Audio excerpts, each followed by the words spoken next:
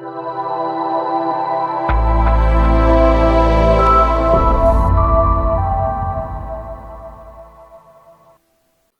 back, everyone, to the eCoreAcademy e-learning platform. My name is AJay Raj, back with another Algebra 1 video for you all, and today's lesson topic is all about how to graph systems of inequalities. We're going to go over this like a step-by-step tutorial, and I'll show you how to correlate this with our previous video all about basic inequalities, which is linked in the description box below. I strongly suggest you go watch that video first. It shows you the basis of inequalities, their graphical notation with the different types of comparison signs or inequality signs like greater than, less than, so on and so forth. So please check that out before we advance to more complex topics. And of course, just giving you an overview of this lesson, we'll go over the basic definitions and notations for systems of inequalities. I'll show you an actual step-by-step problem where we combine basic inequalities to make a system on a graph. And then finally, I'll end it off with a really complex word problem, which I'll break down and show you how simple it is when you take everything in bite-sized chunks. And of course, you utilize prior knowledge and strong fundamentals to solve them. So if you want to check that out, that's at the end of the video if you want to skip towards that. But anyways, this whole entire video is a great review, so I suggest you watch through it all.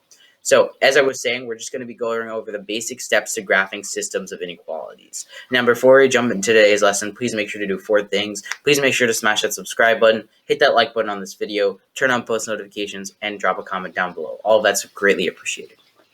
All right, let's jump right into it. Let's take a brief overview of what the process really is, what it's like representing systems of inequalities on a graph. A system of inequalities is simply when 2 or more inequalities are existing on the same graph. Now, we know basic inequalities are certainly inequalities that have one specific set of solutions, but systems of inequalities are merely 2 basic inequalities, 2 or more inequalities that exist exactly on the same plane, and they have same consistent overlapping solutions. So in order to find the solution for a system of inequalities, it has to apply to all of the inequalities within that system.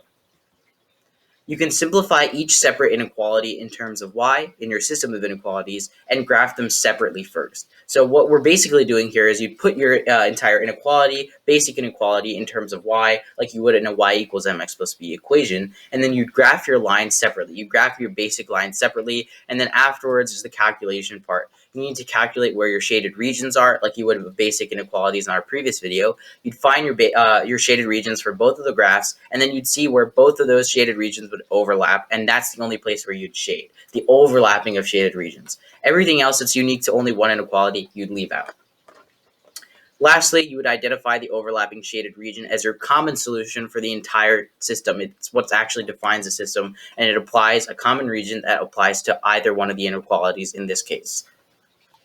So systems of inequalities, like I said, are most commonly solved through graphing. That's why we actually like to graph inequalities so much. It's the best way of actually showing a basic concept, a solution set visually. Now, unlike your systems of equations and your basic equations, you can't really solve this through elimination or substitution. It doesn't work because with inequalities, you have 4 different possibilities for comparison signs. Equations, they're always defined by an equal sign, which is consistent throughout. So you cannot necessarily solve these through substitution or elimination as accurately as you would graphing. All right, now onto systems of inequalities, the basic steps. What are the basic steps? What is the overview of it? And how exactly will we apply this similarly to basic inequalities? Well, the steps are basically the same. The only difference is the third step, which I'll go over. So first, you would simplify both of your basic inequalities so that it's in terms of your y variable. You'd put this in terms of y equals mx plus b, where your equal sign is merely just your inequality sign instead. This way, you can start to graph your line first, and then, of course, use your shaded region with your knowledge of the inequality sign to create your shaded region in terms of your line. Your line is merely your point of reference. So second of all, your second step, you would start with your first equation. You take out the inequality sign and you merely put in an equal sign, and you graph it like a regular line. You'd plot 3 points on the graph, one including your y-intercept, and the other 2 have to be equal distances from that y-intercept, and you'd utilize your slope to discover them. Then, you'd sketch out your line with those three exact points, and then you repeat the same process for the other inequality that you have in your system. So you repeat the process for both inequalities. Now, once you do so, you also have to decide what the fluidity of your line is. If it's less than or equal to or greater than or equal to, it's going to be a solid line. If it's less than or greater than, it's going to be a dashed line. And then lastly, for steps 3 and 4, you'd shade in both shaded regions of your graphs that correspondingly overlap. So like you said, you have to visualize, you have to get good with practice and the fundamentals of identifying shaded regions without just having to graph them. So now that you visualize your shaded regions, you're merely calculating for where they actually overlap each other, and that's the only place you're going to shade. The rest of the remaining shaded regions that are unique to only one inequality each, you'd leave those out. And then finally, to validate, we always like to validate here at eCoreAcademy, and you should always do it whenever it comes to tests or just building good habits. You should choose a coordinate in that shaded region that overlap your set of solutions, and then you plug it back into your inequality to see if it's true. And then if it is true, of course, your shaded region is most likely correct. That's how you validate and you check yourself, doing the inverse of what you just did. All right, and just as basic vocab, when I say overlap of shaded regions, this is conjoining shaded regions. Merely when you have a system of equations, say for example, a system of inequalities with two inequalities, for example, it's the overlap of their shaded regions, overlap of their common solution sets. And this is basically the proper term for the solution for a system of inequalities. So the whole entire system is merely defined only by the overlap because it applies to both inequalities. All right, so now let's break apart calculating the system of inequalities. You know that system of inequalities is most commonly two inequalities combined, two or more. So let's start off by basically, because the steps are the same, we're going to make two separate inequalities. We're going to calculate and simplify them on separate slides. The first one's on this slide, the second one's on the second slide after this. We're going to calculate them, we're going to graph them, and we're going to calculate the shaded regions and validate them. And then we're going to create two separate graphs, two separate inequalities. And then, of course, on the third slide, of course, we're going to combine both of those, and I'll show you what the overlapped shaded region is, combining both of them on the same graph. All right, so let's start off with our first graph, our first inequality below, and we're going to simplify and show you the graph. So we have the inequality negative 2y is greater than or equal to 4x minus 8. Now, first step is to always isolate y on the left-hand side in terms of y equals mx plus b. So we're going to divide the left-hand side and right-hand side by negative 2 to get a y all alone on the left side. So we end up with y is less than or equal to negative 2x plus 4. Remember, when you divide by a negative or multiply, you're just going to flop the sign around. So it's a less than or equal to now. So with our equation here, negative 2x plus 4, we're going to identify the characteristics of our graph. We know it's going to be a solid line because it's less than or equal to. That means the line itself is going to be inclusive in the shaded region and inclusive in the solution set. So it's going to be a solid line. Now, because it's a less than format, we're also going to be shading below that line as our shaded region, our set of solutions. So let's graph this. So let's take our basic line. Of course, we're going to start with our y-intercept, use our slope, and etch out our line, negative 2x plus 4. And then finally, we know it's less than or equal to, so we're going to shade directly below that line. Now, we're just going to validate this by checking and plugging in a coordinate. So we're going to pick a random coordinate. I chose this coordinate here, negative 1, 0. We're going to plug that coordinate right back into our inequality and see if it's true. So we put in 0 for y and negative 1 for x. So negative 2 times negative 1 plus 4. Negative 2 times negative 1 is 2. And of course, when you add 2 and 4, you get 6. And indeed, 0 is less than or equal to 6, which makes this a true representation, a true graph of our inequality. Now, moving on to creating basic inequalities part 2. Let's look at our very second inequality down below. Let's start by simplifying. So remember, we're going to isolate just as we would normally. We're going to divide both sides by 4 to get rid of the 4 and isolate y on the left side. Then we're left with y is greater than x minus 4. So with our graph of the x minus 4, we're going to identify the characteristics. Because it's greater than and it's not inclusive in the shaded region, it doesn't have that equal sign on the bottom of it, it's going to be a dashed line because it's not inclusive. And then, of course, we're going to shade above because it's a greater than format. So let's go ahead and graph this one as well. We have x minus 4, so we're going to start with our y-intercept at 0, negative 4. And then, of course, we're going to create 3 points, and then we're going to etch that graph out with a regular slope of 1. And then, of course, we know we're going to be shading above it because it's a greater than sign. Finally, we're going to be checking this by plugging in a coordinate. I'll choose a simple coordinate. Stick to safe numbers. We'll stick to 0, 0. We'll plug 0, 0 back into the equation here, into our inequality. On the left-hand side, we have 0, and right-hand side, we have x because it's x and y, same, both are 0. So 0 is greater than 0 minus 4. Indeed, 0 is greater than negative 4. 0 minus 4 is negative 4. So this proves our graphic representation of this inequality as true. So now that we have both of our basic inequalities formatted, we're going to create a system of inequalities graph, and we're merely going to combine the systems of inequalities down below. So first of all, we're going to take our original our first inequality, y is less than or equal to negative 2x plus 4. We'll show this on a separate graph here, of course, shading below it. And then, of course, y is greater than x minus 4, and we'll show this graphically as well. Now that we've shown both of the graphs on the same page, still on separate graphs, we're going to combine both of them together. So we're going to graph both those inequalities on the plane and show only their overlap as our shaded region.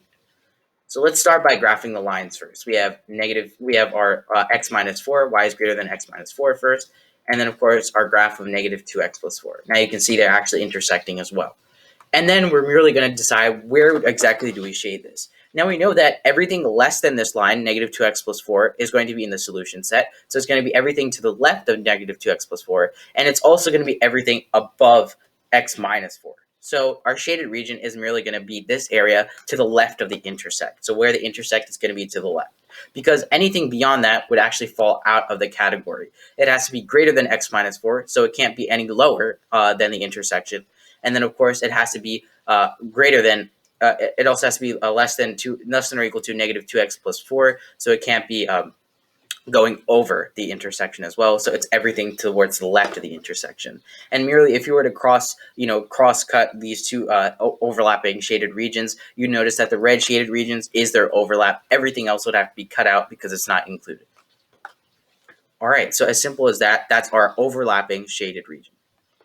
Now, finally, I'm going to show you a special case scenario, and then we'll go on to our word problem. So a special case scenario is when you have a no solution system.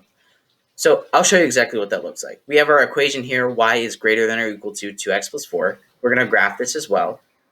So here you can see this is our graph, and of course we're going to shade above it, and it's going to be a solid line. Then of course we have y is less than x minus 4. We're also going to graph that, which is similar to our original equation, except that it's going less than or equal to.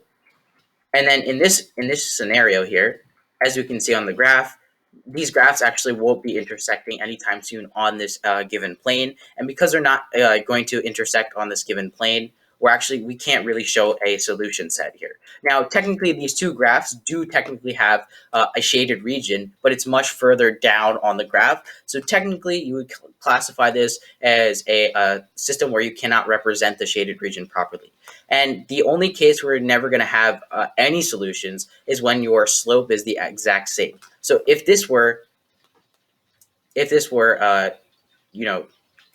an x instead, and these both had the same exact slope, they would be parallel lines, and parallel lines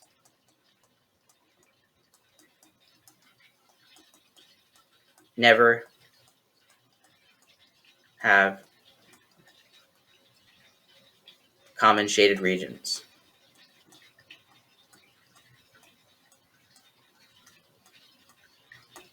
When their inequalities are opposites. So in this case, I just wanted to show you a common example when you're not able to show this graphically and you don't have, and you're given a coordinate plane where you don't have enough points to actually show where this shaded region would happen. This is way off into like the thousands units. So if you're not able to show that and your graph is given in only distinct like 1 through 10, and you're not able to show that, obviously you would have to represent, this cannot be represented graphically. However, this does have a common shaded region. The only time where you won't have any shaded regions is when you have parallel lines and they have opposite inequalities. They go in opposite directions. They're shaded regions. So just as a simple reminder. Now, finally, what we've been waiting for, let's look at the word problem. So we're going to solve this word problem down below. So Palo has $450 total to purchase sandwiches for $5 and juice boxes for $2 at her local grocery store to supply her class party at school. She must purchase a minimum of 150 items without exceeding her original in-pocket amount. So we have y here. We're going to assign our y variable to our sandwiches, and those are going to be $5 each. And then, of course, our x variable, to put it in terms of an xy coordinate plane, that's going to be our juice boxes, which are going to be priced at $2 each. Now we're going to formulate two systems of inequalities. Our first system we can take by just judging how many items we're going to limit ourselves to. So we know that y being the sandwiches and x being the juice box, we have to have a value of total value less than or equal to 150 total items. So that means y plus x is less than or equal to 150. Now for a second system of inequalities, we're going to put it in terms of the price. So we know that it's $5 per each sandwich. We're going to multiply 5 by y to get the amount of dollars they cost. And then, of course, $2 for each juice box. So it's 2 times x, the number of juice boxes. And then, of course, this is also going to be less than or equal to 450 because she has a total of $450 and she cannot exceed this. So we have two systems of inequalities. Let's see how we can simplify this and show this on a graph. So this is the workout for the problem, representing the solution graphically. We're going to take our first equation here, and as you can see here from our original equation, we had y plus x is less than or equal to 150. Remember, we're going to put this in terms of y, so we're going to subtract x from both sides, so we're left with y is less than or equal to negative x plus 150. We're going to graph this guy. So we see that this is not going to be your regular linear graph. It doesn't go on forever because you can't have negative amounts of money. So it's going to stay in the first quadrant itself. And then, of course, we're going to make our shaded region. This is going to be right below that. It's going to be between the x-axis and the y-axis on those sides, and less than or equal to that given line. And then, of course, here we simplified our original equation. 5y plus 2x is less than or equal to 450. We divided both sides by 5. We subtracted 2x from both sides, and we divided both sides by 5 to get the inequality of y is less than or equal to negative 2/5 x plus 90. Now we're merely going to graph this guy as well.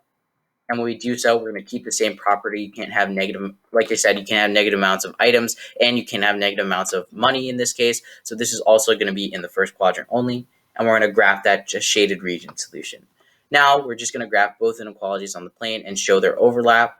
So when we calculate their overlap here, we know that the overlap is merely going to be the same as our second inequality as shown. And in those regions, within that very region, you have a set amount of total items and total amounts that you can pay. That keeps you within a minimum of 150 items, and of course less than $450, just representing the situation graphically. All right, everyone, so that'll be it for today's video. I hope you guys enjoyed. This has been the eCoreAcademy e-learning platform. Please make sure to like and subscribe down below, and also hit that like button, hit that post notification button, and feel free to drop a comment as well. Check out our website at www.ecoreacademy.org. We have some interesting content out there, note sheets, quizzes, worksheets that go along with each and every single one of our videos, so please check that out to help you out. Also, email us at eCoreAcademy@gmail.com and check out our socials in the description box below. Facebook, Twitter, Instagram, Pinterest, TikTok. We have really cool content out there just for some laughs and some short, unacademic and just fun content out there for you all just to distract you from your busy days. All right, everyone. So that'll be it for today's video. I hope you guys enjoyed. This has been AJ Raj here at the eCoreAcademy e-learning platform, and I'll see you guys in the next one. Peace.